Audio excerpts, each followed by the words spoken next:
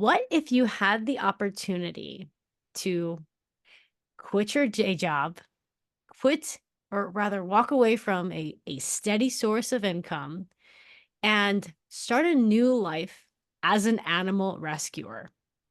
What if you took a look around your home, saw some extra space you had, some extra rooms, maybe a garage, and thought to yourself, wow, this is a lot of room that could be used to make the world a better place for animals? What if instead of being the person that calls people asking help for animals, what if you became the person that people call all the time? Sometimes I'm sure in the middle of the night with a million questions, as I did with this guest at one time when I texted her and said, I think I found a stray cat. What do I do? Um, the reason why I'm asking you guys this question is because today on the Street Dog podcast, we have the honor of hosting Laura Miller, an amazing friend of mine, fellow yogi of mine, and most importantly, the founder of Sarama Animal Rescue. Sarama Animal Rescue is a foster-based rescue dedicated to changing outcomes for at-risk animals in the New Jersey, Philly, and New York areas. And their mission is to create a harmonious space where both animals and humans can thrive together. And I should say I'm so excited because I was just showering Laura with affection and love and telling her how she is a personal hero of mine, in addition to being a good friend of mine, practically my neighbor. So without any further ado, welcome to the podcast, Laura. Yeah. Sorry, my cats are moving the I camera. love So it. not an earthquake, it's just cats. It's just cats. Is there a difference between an earthquake and cats? Sometimes no. So Laura, I know you're in South Jersey. We literally live in the same town. It's this is so cool. I've been wanting you to be on this podcast for the longest time. This is so exciting for me. Before I ask you a few questions, tell us where you are right now because we see a garage door that is clear. Yeah, so this was the garage in my house. Now it's the cat sanctuary. So place the doors with these so they have like floor to ceiling windows that they can look out into the yard and they can see the birds and stuff like that. Oh my So gosh. yeah.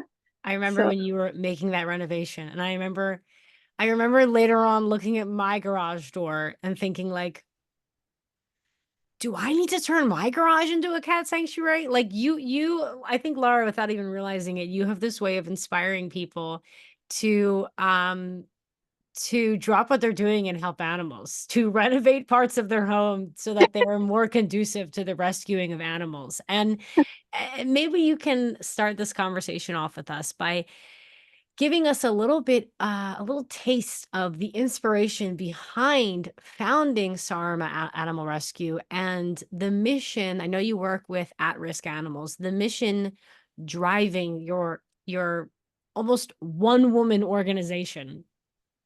yeah, so before I started this rescue, I had worked in animal sheltering for almost a decade, and I worked at a shelter in Long Island that was limited intake. So they would have animals there for a long time, Mhm. because it was ill, so they didn't euthanize for space or anything like that. But sometimes that meant that the animals were there for a long time. And it was a traditional kennel setting. And what I noticed was a lot of the animals that I got to know and the staff and the volunteers got to know and loved were very stressed out in that environment and ended up not getting adopted because of how they presented in a kennel or during meets. They were too shy or withdrawn. And I just felt like drawn to those animals.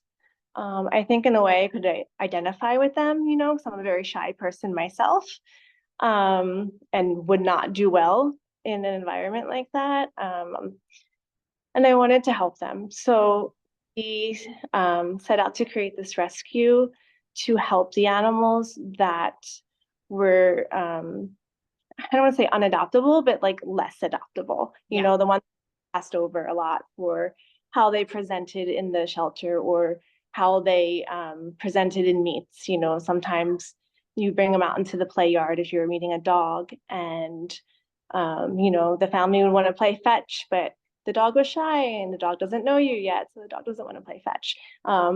So I just wanted a way to help those animals feel comfortable while they're waiting for a forever home, and to educate the public and adopters about how these animals deserve a chance, and how to give that to them, you know, through decompression and just things like that. So that's the long answer to your question.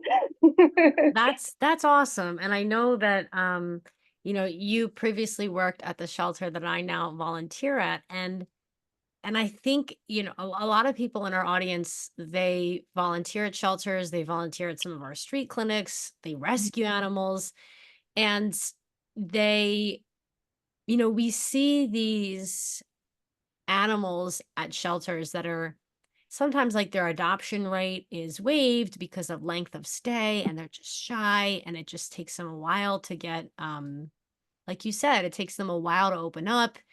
Not only are they naturally shy, but they're in like the worst environment for a shy animal to be in. And I think so often people think like someone should really do something about that. Or I wish there was something I could do to improve this animal's quality of life. I mean, I have that feeling every time I go to the shelter. A- and and I'm curious to know like what was the tipping point for you? Like when did that go from a nice thought to I I have to do this. I feel pulled to do this. So there was a dog at this shelter that I worked at, not the one that you volunteered at, but the one in Long Island, um, who I had actually pulled off of, they call it the at-risk list at New York City Animal Care and Control now, and she was 6 months old, and she was very spirited, a lot of energy, super smart, maybe too smart for her own good. And she got adopted and returned, I think, twice. Um, and then while she was at the shelter the third time, she got away from a volunteer because she would come out of her kennel like a bat out of hell. And the Yeah. volunteer was prepared and dropped a leash. And she actually got into a fight with a dog that was walking on the sidewalk. Um, Oh, it's just like the perfect storm. yeah. So a lot of things happened, and it turned out the dog, her name was Coda, couldn't stay at the shelter any longer. So I took her home, Mm, and, and she was the first Sarama dog. wow. Tipping point, you know, she was not a bad dog. Yeah. She had a lot of traits that historically humans have bred into dogs, you know, like guarding the house or, you know, speed and I don't want to say hunting. She wasn't a hunting dog, but she was fast and she would chase, you know. Mm, So great. And she needed an outlet for him. And the shelter was just the worst place for a dog like that to yeah. be. So yeah, she was the first Sarma dog. She actually stayed with me up until last year. She was almost 16 years old. So yeah, that was cool. Oh, Was actually the inspiration behind our logo. You see I the think I remember you saying that. yeah. So yeah, a lot of this rescue exists because of her. And I appreciate you sharing that story and you saying that these are all traits that we've bred into these animals. And I want to like one day I'm going to start a second podcast and it's going to be called It's All Our Fault. It's Yeah. going to be a very negative podcast about how we breed these animals to be certain ways and then abandon them when they And then we're surprised. exhibit that behavior. Yeah. Yeah. But that's a, that's a different conversation for a different day. So obviously, Coda got really lucky. I love that name. Coda got really lucky, and I feel like every animal that cross paths with you gets really lucky. And I know that the work that you do is not done in a silo. I know, just from like being your friend, following you online, I know that you collaborate with a lot of different community members, and you were mentioning earlier before we hit record, going to different hospitals so that your animals that you care for can get the care they deserve. So, how exactly do you collaborate with different members of the community and organizations in the community? So, in a couple of different ways, we partner with local shelters to take animals that aren't doing well in the shelter. Mm. Um, so we take them from the shelter and then put them in foster homes. And then we have vet partners that we use. We have a lot of vet partners, thankfully, that will work with us because we have foster homes, in mostly in New Jersey now, but in New York and Pennsylvania also. So we have different vet partners that will work with us. Um, and then we adopt them out. Hopefully, we adopt them out. We also have a sanctuary program. So some animals stay with us in the foster home forever. And usually, sometimes it's medical or they're seniors, but a lot of times it's behavioral. Um, and then we have a vet behaviorist that we work with that it's kind of like the dog or cat's therapist. Wow. And yeah, they go to see the vet behaviorist at least twice a year, and then some of them also have a trainer that works with the behaviorist come out with the foster parents because taking in a dog with anxiety or any sort of behavior that's challenging in today can be very stressful. So we want to make sure that we're supporting them and giving them, the knowledge and the skills and whatever they need to be able to, house that dog in their home and everyone Right. be happy. Mm. And then That's we also have a community outreach program that's completely separate from like our adoption program and our sanctuary program. But I think that is one of the major ways we partner with the community. And that kind of started, I don't want to say by accident, but it just kind of happened. We were out, doing trap, neuter, return of cats in different neighborhoods, and we got talking to a lot of people in the neighborhood about like who feeds the cats and where they go, and then they would start talking to us about their companion animals, and we found that a lot of people were experiencing like financial hardship, or they couldn't get their animal to the vet, or just having a lot of challenges. So we developed this program to assist them in getting care for their animals, whether it's vet care or food or even just transportation to the vet. wow. Oh, that's awesome. And I know, like I said, I know that there are so many people in the community that are really, myself included, grateful for what you do, and to be able to support you in just the smallest way is, it's always really fulfilling. So I just want to, not that you need me to remind you, but I just want to remind you how awesome you are and how you provide a service to the community when you ask for assistance too. Because what I've learned, at least at the Street Dog Coalition, is that people get excited to help. People actually really want to help. And even when I feel like no one cares and no one's helping, boom, out of nowhere. Out of right for a moment, I was romanticizing that. Boom, out of nowhere, an amazing person pulls through and is happy for the opportunity to give back. So can you talk a little bit about some of the challenges that you faced in operating this foster based rescue? How have you overcome those challenges? Are there a few challenges that stick out in particular? Yeah, so being a foster based rescue, we rely on people to take the animals into their homes. Um, Sometimes that doesn't work out. And I don't think it's anyone's fault, but a lot of times the animal is not a good fit. They have a dog and they don't get along. Now, where do we put this dog?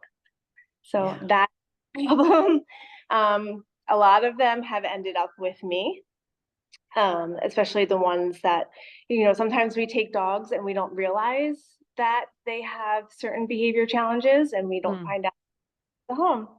Um, so a lot of those dogs have ended up with me and my husband, and we have recently bought a sanctuary property. And this is always, Congratulations, by the way. thank you, part of the dream, because,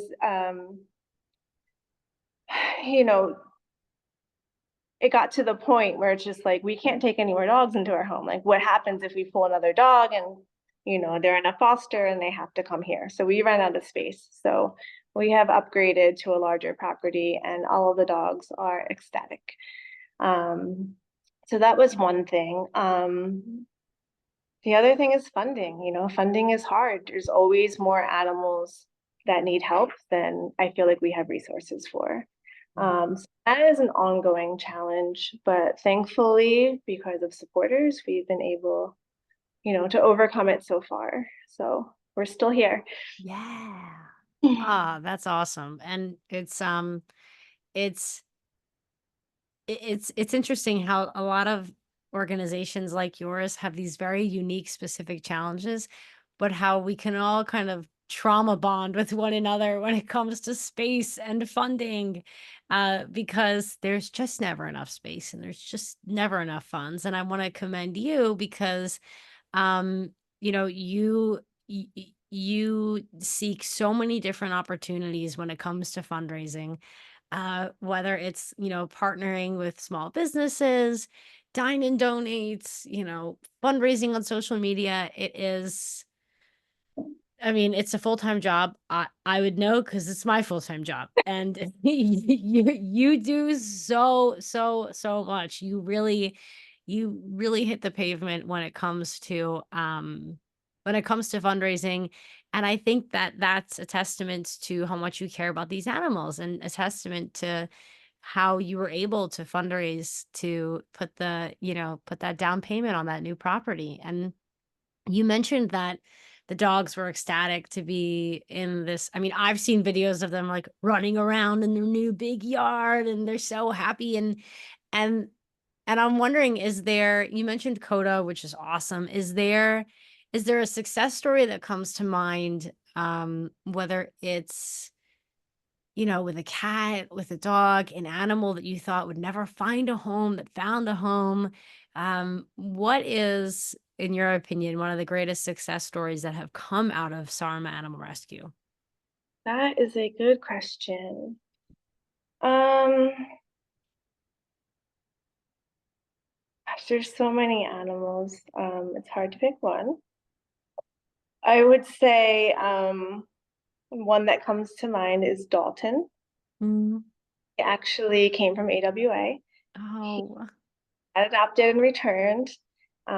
He was one of those ones that came in and was very scared and shy, and then Mm. started to feel more comfortable, told us how he really felt about the kennel. He came home with us, and for a while, I thought we were going to have Dalton forever. He was just scared of everything. Yeah. We opened the dishwasher and he would like drop to the ground. Mm. Um, he was not keen on meeting new people. He was very selective about his dog friends. And he was a cute little scruffy golden terrier. So everyone wanted to adopt him because he was just adorable. Right. But he is a special person for sure. And this couple came from upstate New York. I think they drove from like 3 or 4 hours away. Wow. They had another little small dog, and I told them everything about dogs. But I'm trying to adopt out a dog with special behavior needs. Like, I want to be crystal clear because I don't want to set anybody up for success. I mean, I do want to set them up for success. And, sometimes it sounds like I'm just saying all the negative things about the dog, but I want to be clear. And nothing that the guy was like, no, that's okay. Like, I had a dog that bit me in the face before and he kept him. They were dedicated, like super dedicated. Wow. This was 2016, I think. Mm. And I think it was just last year they sent me a picture of Dalton. Oh. He's an old man now, but he's Yes. doing well. So that Oh. story, and we think about Dalton all the time. And he was actually the dog that I guess made me want to do the rescue full time.